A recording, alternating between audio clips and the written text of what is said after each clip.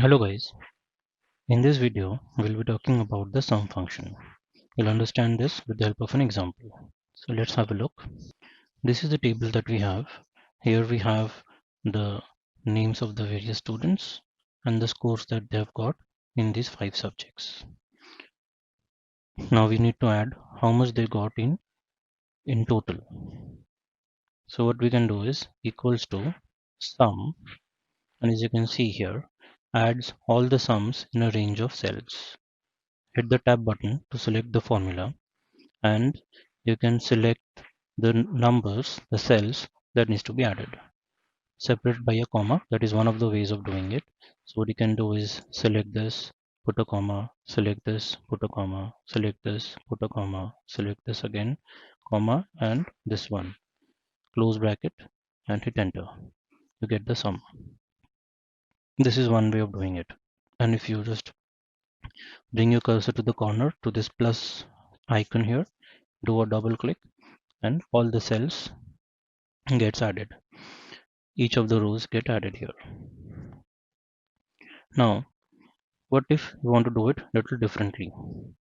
So equals to sum. You don't want to use a comma because all the cells that needs to be added are side by side.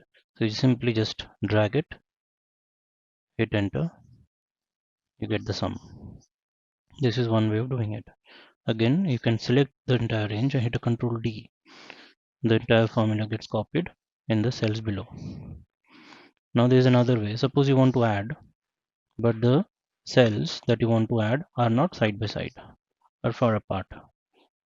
Like comma, this cell I'm selecting, comma, I want to select this, comma, I want to select this. I want to add these 3 cells only. Close bracket, hit enter. Only those 3 cells are added. This is how the sum function can be utilized for your benefit. And you do a Control D to do the sum for the rest of the cells. You don't have to do all of them manually one by one. Excel does it for you. Excel copies the same formula to the cells below it, as you can see here. So easy to understand. And there is just another way. If you don't want to use the sum function, you can add them manually. Here equals to select the cell, hit the plus sign, again select the cell, hit the plus sign, select the cell, hit the plus sign. This way manually, there is other way of doing it. But again, when we have the sum function, why do we need to use it? There is another interesting feature which we called AutoSum. How does AutoSum work?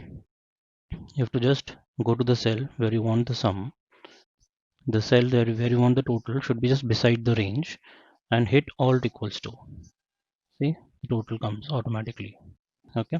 So one more time, select the cell where you want the total and hit Alt equals to.